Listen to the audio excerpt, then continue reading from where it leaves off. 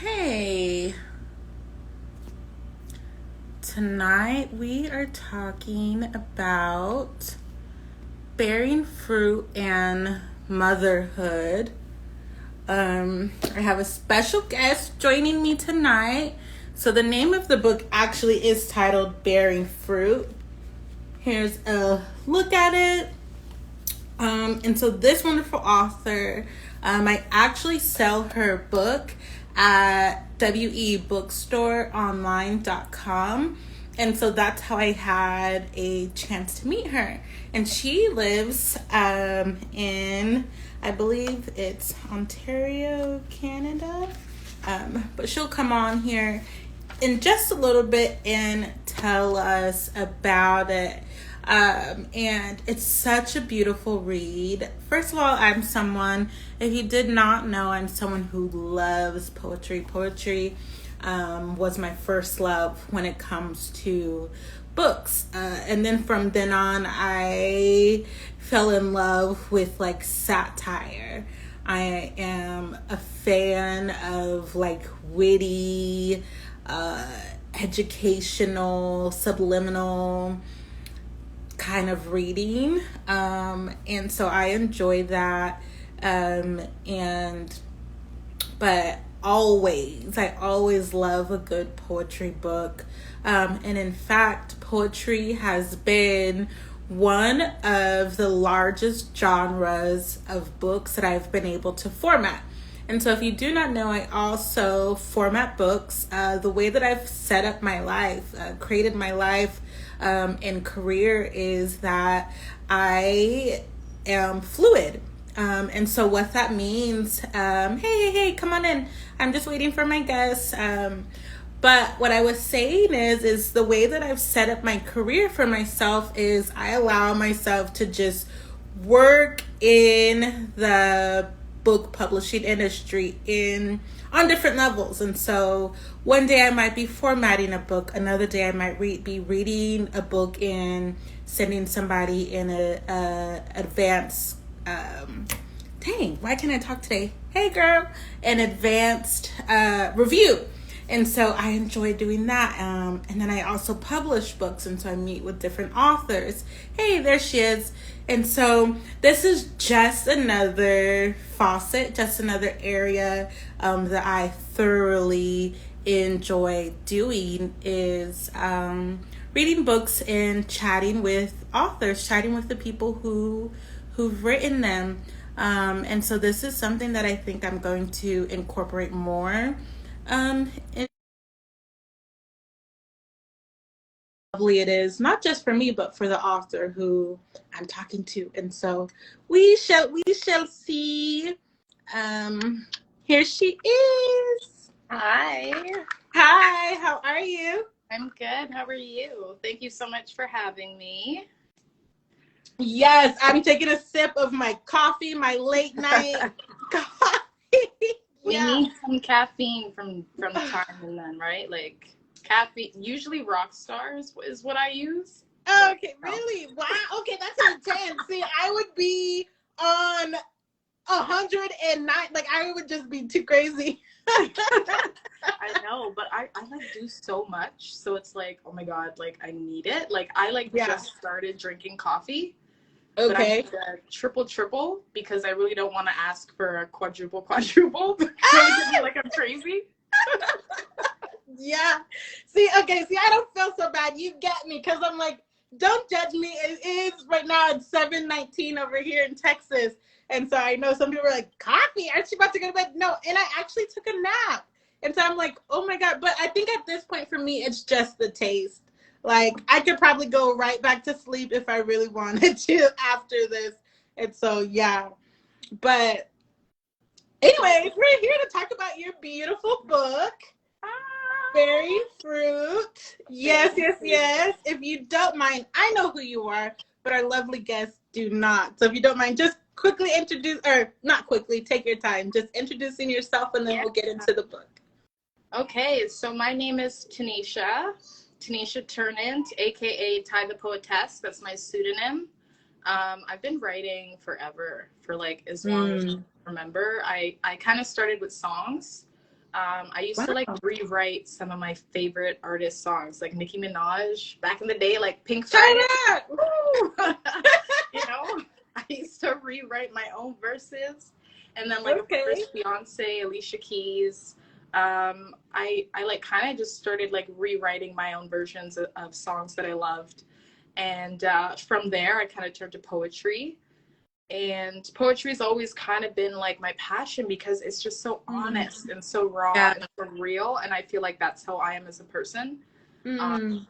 I like kind of wear my heart on my sleeve, and poetry just it like just comes so naturally to me. And I Mm. always knew that I wanted to write a book, but I didn't know what it was going to be about. Okay. And then when I got pregnant, I was like, oh my God, my hormones were all over the place. The I'm like, feels. I need Yeah. some, you know? So I actually wrote Bearing Fruit while I was pregnant. I actually Wow. wrote it like while I was going through everything, you know? Yeah. So it really is kind of like a diary, but I feel like so many moms and women around the world can relate, because a lot Yeah. of what I write, people are thinking, but just not saying it out loud, Yeah. you know? Yeah, wait, let's put a pin right there, because literally I was going through this preparing for our talk today, and there's a poem. I should have like bookmarked it, but there's something in here where I feel like it's a confession, and I'm like, oh, okay, so I wasn't the only one. You said something about the night you were conceived, I had like 3 bottles of wine or something like that, and I was like, girl, oh my God, take me back to the night my child was conceived. I remember it. I remember it somewhat. Okay. Right. And all I know, it was homecoming. It was my college's homecoming, and had way too much fun. And, it ended up in a child, And so I was like, wow. But I thought, wow, how funny. And literally, yeah, you took the words right out of my mouth. I mean, and so it's evident. Like, if you're someone who's thinking about getting this book, yes, someone said the cover is sexy. It is so beautiful. It's so beautiful. And I love, like, I was just thinking, like, how would I describe it? I love that you've also included your husband, like, with the illustration. So it's totally so wholesome and so sweet and, like, so family. I love that. But go ahead, tell us. So, what was the experience like writing this while you were pregnant? It actually came a lot more natural than like I thought. Okay. I like kind of was like just writing every day, and then like by the time it was like time for me to give birth, I had all these poems, and I was like, oh my God. And I literally wrote them all out, and then had sheets of paper all on the floor in front of me, and just kind of picked page by page like what would go where. And I literally just kind of made it in the moment. But I like knew from the beginning that my chapters were going to be different. I wanted it to be trimesters, you know, and I like found that so innovative and creative, and something that moms could really relate to, because how I was feeling first trimester is not how I was feeling last trimester. Yeah. You know what I mean? Yeah. So I really wanted to kind of let women know that like it's okay to have those insecurities about the father, about your own mothering abilities. Yeah. Like I feel okay saying things that I know a lot of women are thinking but don't want to say. And I'm okay with being that person that people can look up to and be like, you know what? It's okay to feel this way. I'm not alone. So that's like kind of what I try to put at the like heart of everything I do. Is to kind of relate with women or anybody that's struggling with mental health issues, or first-time moms, or anybody that's dealing with anything. Like, us as Black women, we're already at a disadvantage. So anybody who's going out there and trying to do their thing, I 100% support, and I hope to be a role model for youth, you know?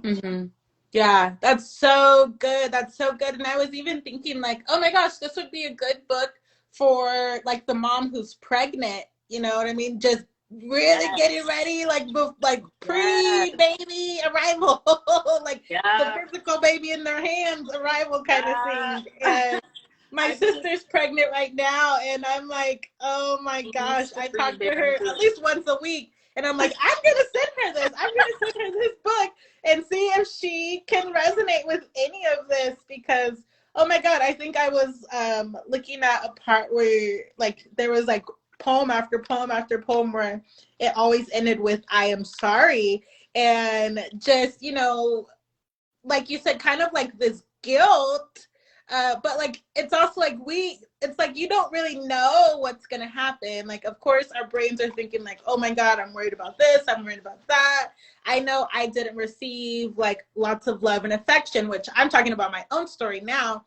Like I didn't receive like lots of affection growing up as a child, and so like I'm so sorry if I'm like not hugging you enough or like cuddling with you enough. Like this is also new to me, and just that growth that we go through as moms, that our children like spark that fire, like whoa, like I'm having to like heal from some trauma, or at least look at it, you know, whether I choose to heal from it or not. At least this, I mean, this is in my face again. What am I going to do about it?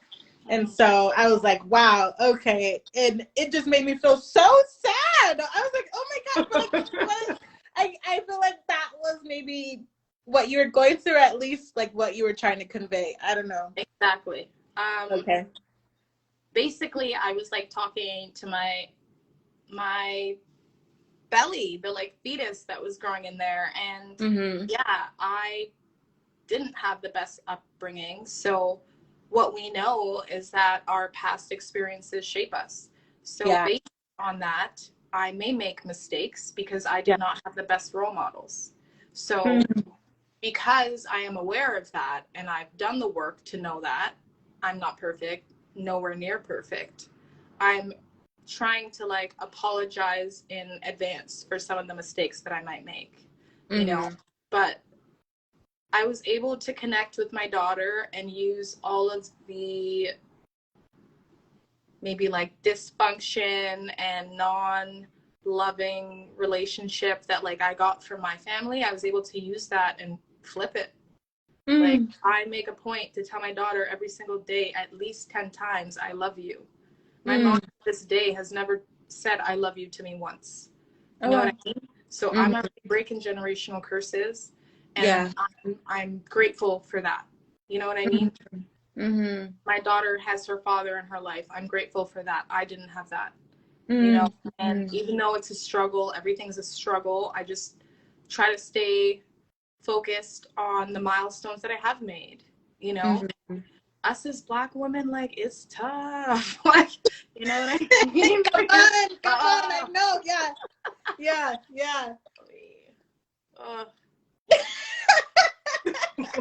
For real. We're both like moving like, Lord, help us.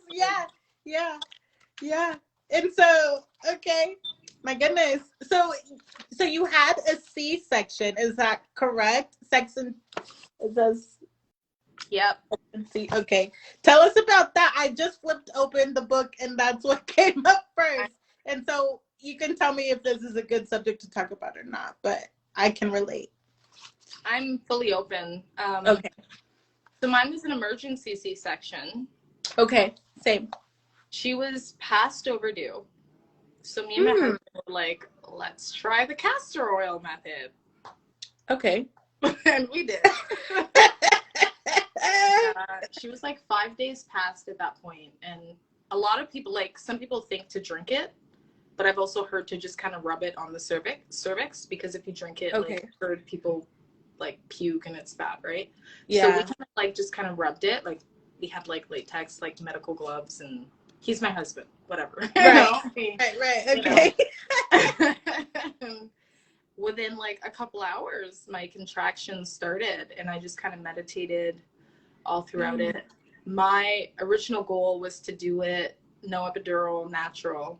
But when we got there, I guess she was breached and she was flipped the wrong way. And I was kind of pressured from the doctors to get the epidural. So that's like a whole next convo that maybe we can have today. You know, like Black maternal mental health or healthcare needs some work, but you know, we'll talk about that a different day. But yeah, so after I think I like made it to like 6-7 centimeters natural, and then I was told to have an epidural right now, or else the like epidural doctor is leaving and I won't have the option later. And like in the heat of the moment, I was kind of, you know what I mean? I'm kind of like, oh, what is going on? So I was like, okay, fine. What? I know. Oh I was like, fine, okay, give it to me, fine. But then as soon as I got it, I got a fever and my daughter got a fever. So it was like, okay, we need to take the baby out now. So we just got transferred to the emergency whatever section, and I was puking in a cup, and my husband was holding the cup, and he hates puke, let me tell you. But that poor man. I know, but he did it. Yeah. Wow. Yeah, but I mean, I'm actually a perinatal like student now. I'm learning everything from pregnancy up to 1-year-olds. So I'm going to be specialized in perinatal care. I have my final exam next month. So I'm basically like a specialized nurse with Wow, congrats. Yeah, thank you. So it all kind of like ties in, you know, like I grew up during fruit, and now here I am working with people's newborns, you know, and it's such a blessing. And I really want to work with the midwives in my town and really give that care, because I feel like I didn't have anybody to really lean on when I was going through it. Emergency C-sections are not fun. Girl. Let me share my story, right? So I had the same like emergency C-section, but they told me I had to have it because my daughter's heart rate was slowing down with every contraction, which was so weird. I had went into the hospital. I was like having contractions, but they weren't intense. Like they weren't that intense. Like it was strong, but like I was able to walk into the hospital just fine. And I was telling, like, you know, when you check in, the check-in nurse or whoever that is, I was telling her, I said, hey, I think like I'm having the baby. The contractions are not that strong. And she was like, yeah, you look like you're standing up just fine. Like, you know, you can just go home. And I was like, I'm not going home. Like, first of all, I was a whole different level of a bitch. Like, I'm not going home. Like, what do you mean go home? Like, I'm not going, like, I'm already here. I'm not going home. So first, like, advocating for myself, I'm so glad that I was able to speak up. Okay, because I know that is important.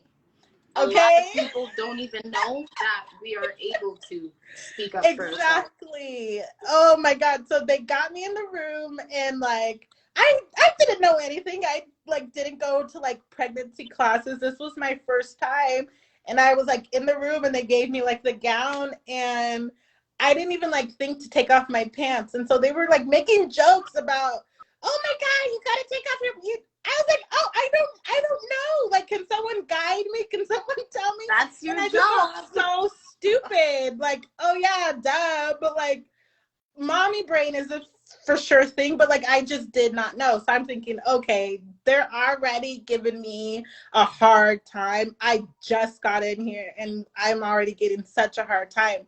And my mom was with me, and she didn't really say anything. It was just like, okay, what the heck, you know, whatever.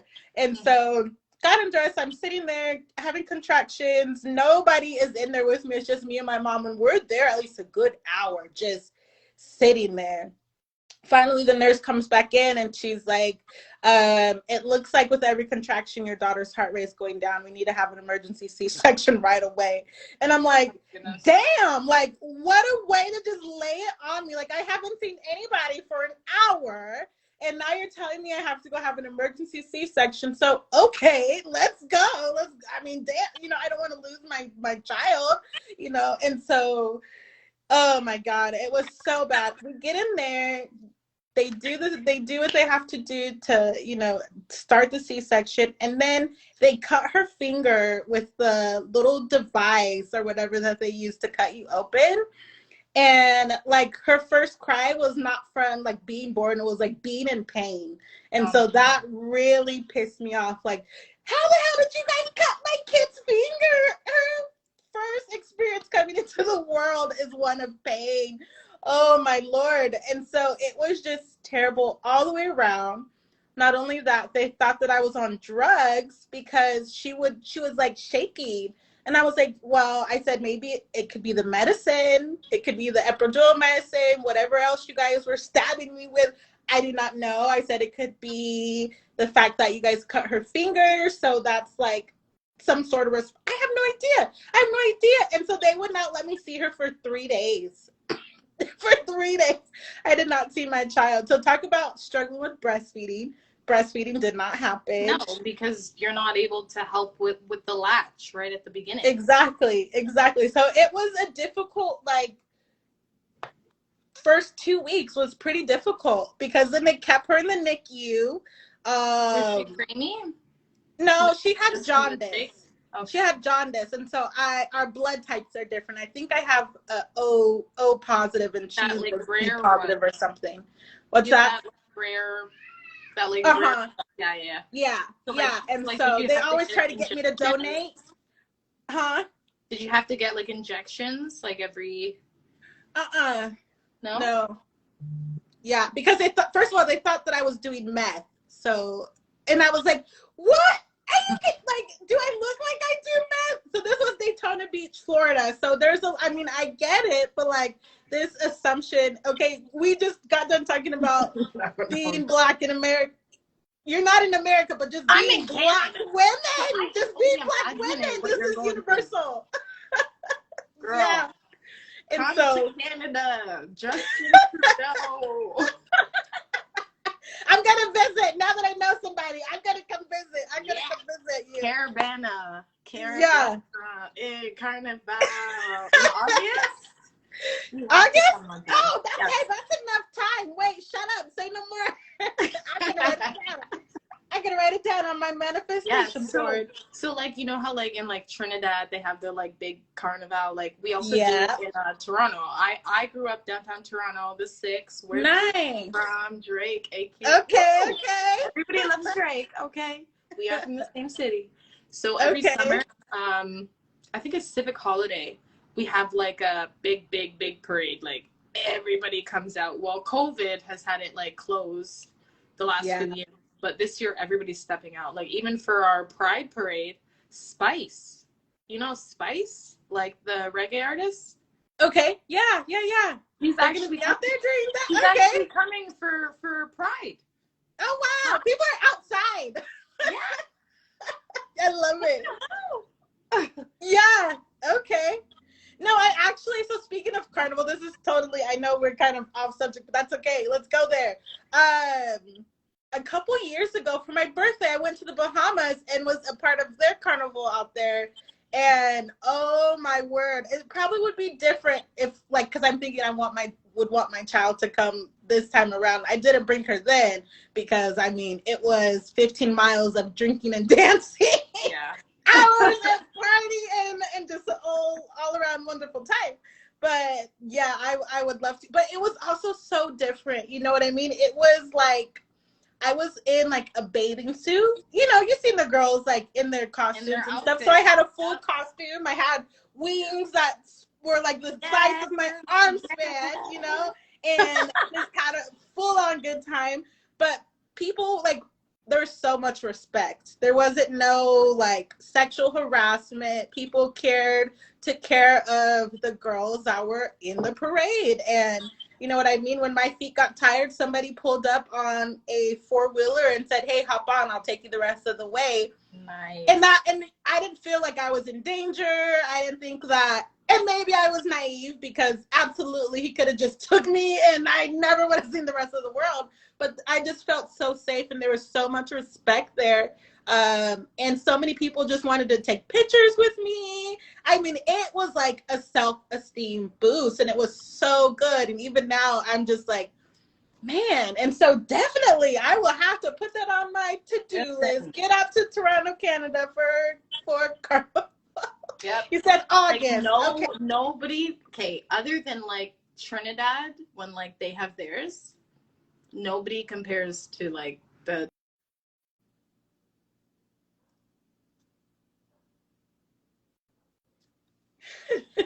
That's okay. on my live too. Mm-hmm. Mm-hmm. It's just Friday long weekend, you know.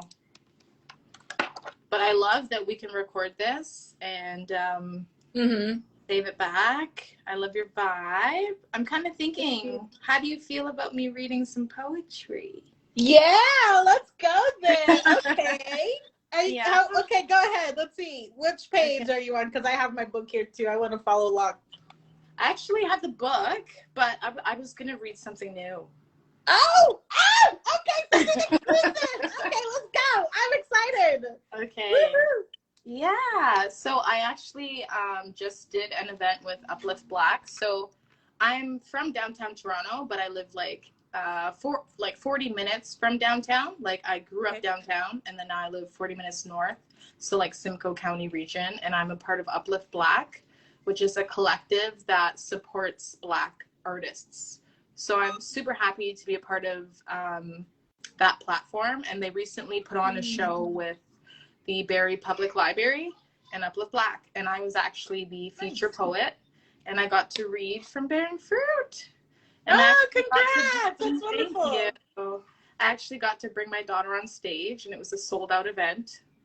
Oh, my like first feature sold out. Okay, lots of pressure, but you know. Yeah.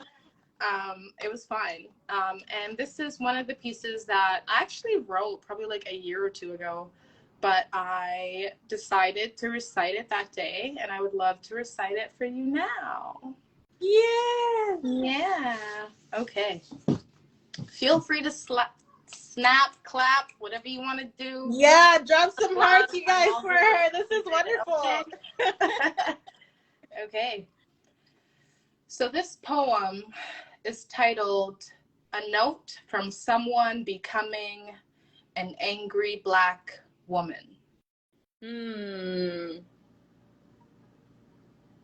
I never thought I would become an angry Black woman. But when one is pushed too hard, eventually they must push back. Especially when this push is coming from those who are my sisters, brothers, or even mother and father. I'm sick of being loved by others only when it is convenient for them. And I'm tired of being called selfish when I finally indulge in self-love. And I'm tired of being the bigger person with people that are older than me. We, people of color, take pride in being strong, courageous, persistent, and yet we use the same extraordinary qualities to instill fear in others when we don't get our way. The same sister will use her confidence to intimidate. The same brother will use his intelligence to deceive. And this I will never understand. We have the ability to do such great things, powerful things, yet we can throw temper tantrums when we don't get our way. Don't get me wrong, I get it.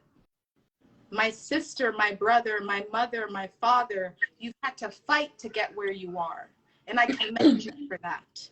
You taught those who tried to prosper against you that you ain't one to mess with, and that takes strength and demonstrates just how amazing you are. And I could never take that from you. I could never take your accomplishments, and I never would. I just ask that as you continue to fight to reserve your spot at the top, do not harm your other brothers, sisters, mothers, fathers, or children along the way. You have become accustomed to battling. You are so used to fighting that you come in arms blazing at anyone who comes your way. Even towards the ones who aren't looking for a fight, you come in hot. Even towards those that are only coming close because they want a hug. This note is not to shame you. This note is a love letter. This note is to open your eyes to things that you may not see. This note is to help you take off the boxing gloves and to let you know that not everyone is out to get you. Pure-hearted people like myself still exist, and we don't change who we are. I'm becoming an angry Black woman, not by choice, but by my past experiences teaching me that this is the only way to be heard. If you take anything from this letter, take this. I believe that you started with a pure heart too. But this world shook you down and made you become a fighter probably before you were even able to vote. I get that, and I can respect that, as I'm sure many others could too. But the next time you feel like someone is coming for you, take a seat, sit back, put your hand over your heart and ask yourself, is this person really coming to attack? Soldiers know when they're in front of another soldier. They can just tell. So the next time you see someone in a defense position, meet them where they are instead of coming in ready to destroy. This world has enough fighters already. Let's protect the last pure-hearted souls so that they may stand a chance as they are and not have to become another angry Black woman. Thank you. Go, go! Oh, I'm hot. Did you guys feel that heat? Can we get some fire emojis? My gosh, what? Yeah. I mean, it's an obvious question. Where did you get the inspiration for that? Holy smokes. I was dealing, I actually probably wrote that about a year ago. And I was kind of dealing with some internal, maybe family issues. And writing has always been a great outlet for me. I find it hard sometimes to communicate what I really feel. Just like I'm someone who doesn't like conflict. I hate it. Yeah. Ugh, I just get panic attacks, So has always been something that lets me be in the moment and then release it. Yeah. And whenever I want to revisit it, I can revisit it and it's okay. You know what I mean? Because I've already released that. So yeah, that was just something that I wrote, and I feel like a lot of Black women need to hear. Unfortunately, I think sometimes, a lot of us have been fighting so hard, and that we kind of forget who we're fighting, and it seems like at times we're just swinging at anybody. You know what I mean? Don't swing at me. I'm nice. Hold up! You're hold up! Wow, yeah, for reals.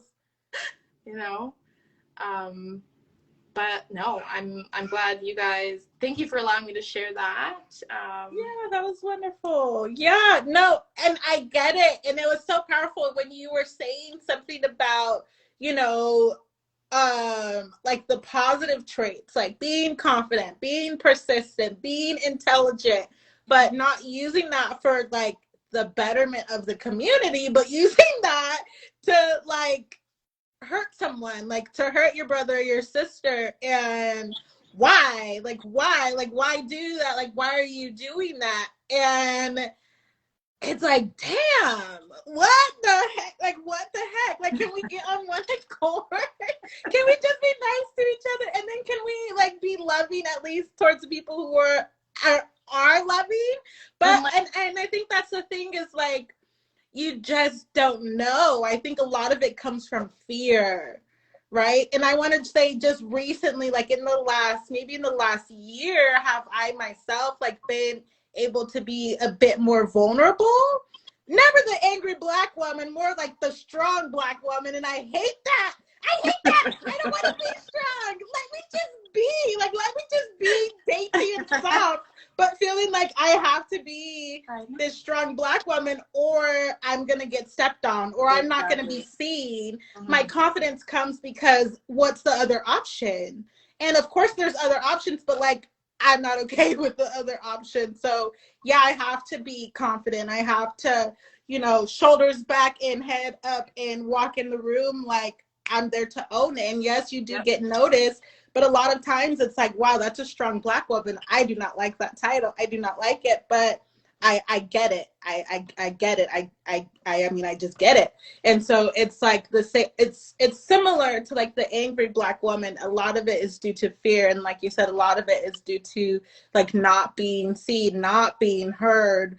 One thing that I hate doing, but I do it because I understand that, like, I feel like in my mind, I say, well, it's good customer service, but I hate repeating myself. Like, did you not hear me the first time? Like, damn, were you not listening? I hate repeating myself, but I'm going to repeat myself because I also want to have good customer service. So let me just say this 8 more times if you need me to and be okay with that, But I mean, oh my God, it's so good. And like you were saying earlier, that's also what I love about poetry is you can just be raw and real, and poetry has so many different styles. It could be free verse. It doesn't have to rhyme.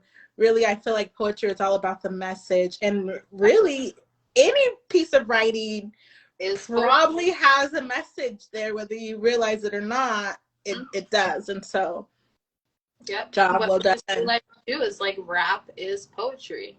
Yeah. Like songs are poetry. Like everything is poetry, really. Mm-hmm.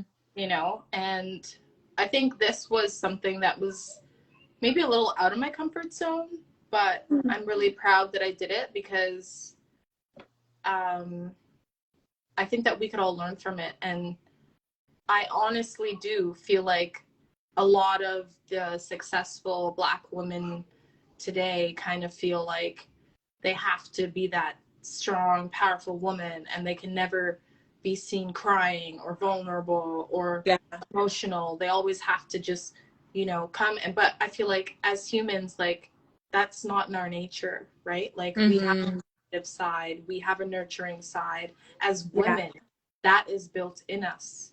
You know what I mean? And I feel like sometimes maybe people just need a little reminder. And if this poem was able to help anybody, I feel great just for that, Yeah. That's so good. That's so pure. I love it. I love it. I love it. I love it. What else? What else? So is this another book that you're working on? Is this like, are you like leading us on? What's going on? I am writing my second book. I do have 2 other anthologies I'm a part of. One is Passionately Striving in Your Why. So that book, I think that I do have the link in my bio. It's me and 20 other women from all around the world who are living in their purpose.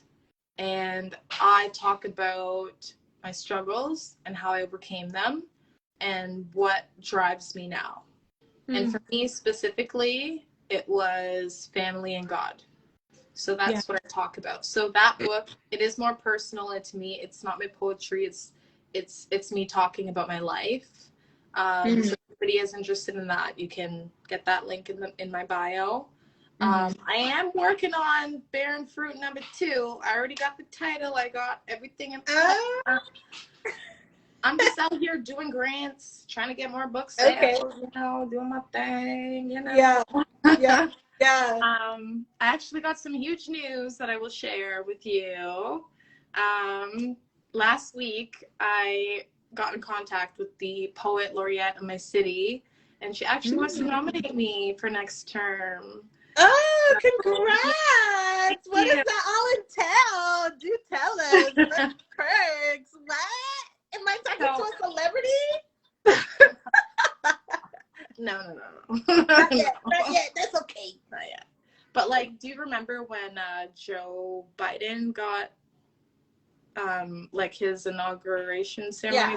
Like that poet laureate that read a poem. Oh, so that's what you're gonna be doing? For my city. Yeah. Shut up, girl. What? Well, hopefully. I don't know yet. I'm just not okay. But we're just gonna put it out there. Okay. What? That's amazing. First of all, that's amazing to even have that opportunity to be even to let those words come Dominated? out of your mouth. Holy cow. That's amazing. Wow. Wow. That's wonderful.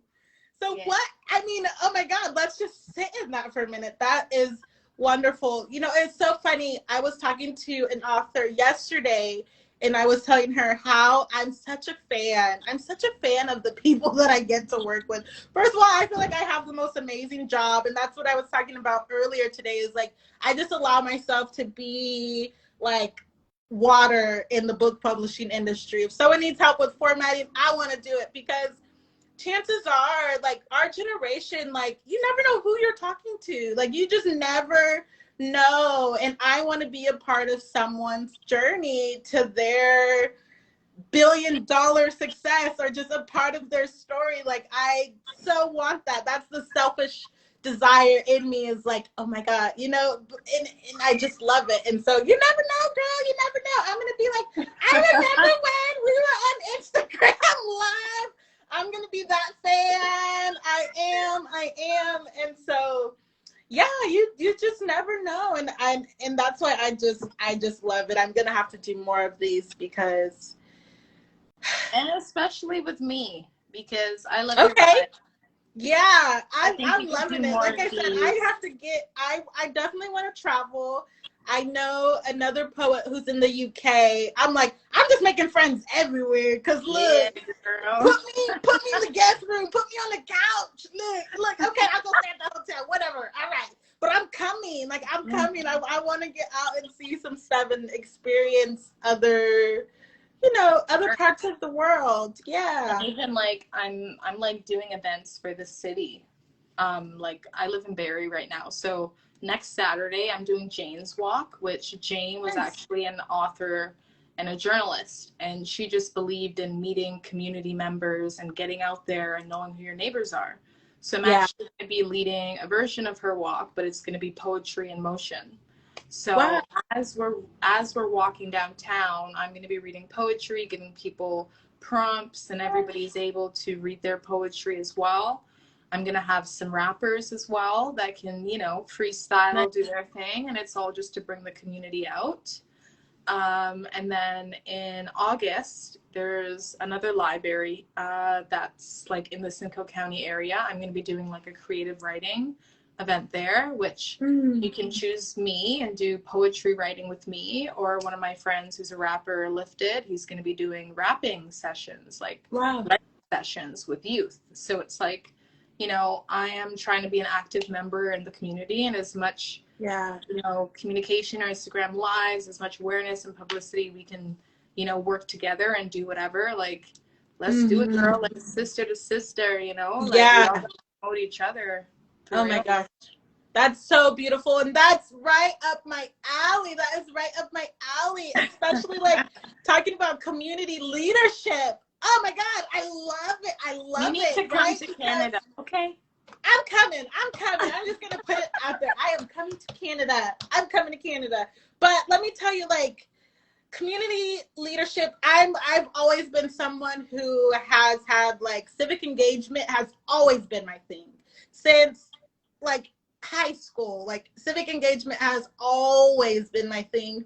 And I also have like a sweet spot for like victims of domestic violence and sexual assault because Yeah. I've experienced that, unfortunately. But okay, so 3 out of 4 women, 75% of women between the ages of 25 and 34 will are likely to experience domestic violence or sexual assault in their lifetime. That number is too high. There's something that's really screwed up with this world that is still like that. And it's not going down. It's just And staying what scares me consistent. is my little girl's 3. Yeah. My little girl's 3. And I have a 7-year-old. Okay. And so talk about being adamant and being conscious about breaking that generational curse and healing within, because how is this and I've had, not to put my family's business up, but I've had aunts come up to me and share with me their personal stories, and they will never say what happened to them out loud. And so there's been a lot of private discussions, like even in my DMs, about what's going on with people and their stories and stuff like that. And so earlier when you were talking about, you know, not being afraid to share your own story, girl, we are on like the same, like I feel it, I get it. I all the time people are like, oh my God, thank you for sharing. And it's like, wow, you know, even just being vulnerable a little bit, you know, letting that, being soft, like really like on camera and in front of people and sharing my heart, it does inspire other people. Is that my really intention? does. Absolutely. Yeah. Because you know what? I learned a long time ago, when you can share your own pain, like actually say it and actually talk about like those stories that have happened to you and how you've overcome it, not only do you heal yourself, because it takes away that sting the more that you're able to talk about it, but it also ignites the healing in somebody else. And so you become a healer just by sharing your story. Exactly. And imagine if more people like took that on. And you don't have to, you know, you don't have to exactly like be in your community, although I recommend it. This is great being on Instagram Live. I love it. I've been able to do so well just by showing up here in this space. But I'm also active like with my next door neighbors. Like, but the people that I live by, they know that I'm an author and that I have a book. And that's something that I ask the people that I work with, like, does your community know that you have a book? And if not, why not? Like, get active. There's so much that you can do right in your own neighborhood that, you know, just by giving, you will also receive. When you have your hands open like this, let your hands be open, because not only are you going to give, but it also makes it so that you can receive. And so it's like, we have to be that way, no matter what whatever area it's in. It could be poetry, it could be cooking. Hell, I've met some amazing chefs who like use their like cookbooks as a way to talk about real life situations. I mean, we started out with her poetry book, and we just continued to get deeper and deeper and deeper into some real life stuff. And I love it. It's so delicious. It's so good to me. But I feel like that's like a cherry on top. I don't know if it's rare or if it's uncommon, or if I'm just seeing it more because I'm seeking that out. I don't know, but I'm enjoying it, and I want to see more of it. And so definitely we will stay in touch and do this again soon, hopefully. Oh, yeah, I'd love to. Whenever you're ready to come down to Toronto, girl, I got you. Look, and I'm single, so what's the guys like out in Toronto? Let's go there. I'm a single mama, girl. I'm looking for a husband. First off, Drake is from Toronto, okay? That's all you need to know. Drake is from Toronto. You are good, girl. Okay. We got a lot of prime take a long trip. Okay. I love it. Hey, what else? Let's give us one more thing before we jump off of here. Yeah, okay. Maybe I can read one thing. Tell you guys a bit more about my book. So yes, I did write this while I was pregnant. It is available through Indigo, Friesen Press, Amazon, Barnes & Nobles, Target, Walmart online. Like literally it's everywhere. It comes in an ebook, paperback, and hardcover. So you can get whatever one you want. Lynn also has it on her bookstore as well. So you guys can get it straight from there. Because I am Canadian, you probably don't want to order it from Amazon.ca. You might have a little extra shipping. So the best bet would be to go to your bookstore, right? WE Bookstore online. Yeah. So I'm gonna just randomly pick any poem that just comes to mind, and as we close off, I will just say this. This is So this is in the third trimester. It's the first poem, and it says, "If you only knew how much I've overcome because of you, you would exit my womb and enter this world, demanding gold medals and ribbons, aware of the sense of worthiness you've given me. You would be born flaunting your healing powers." Wow. That is beautiful. That is beautiful. And even like we were saying earlier, like how much our children force us almost to level up and deal with these things, and how powerful that is. Yeah. Yeah. So what do you think? Okay, my last question, like how or like what would be your wish for, like how would your daughter receive these things? Do you expect like to have a conversation with your daughter when she gets older about your books and stuff like that, or what do you think?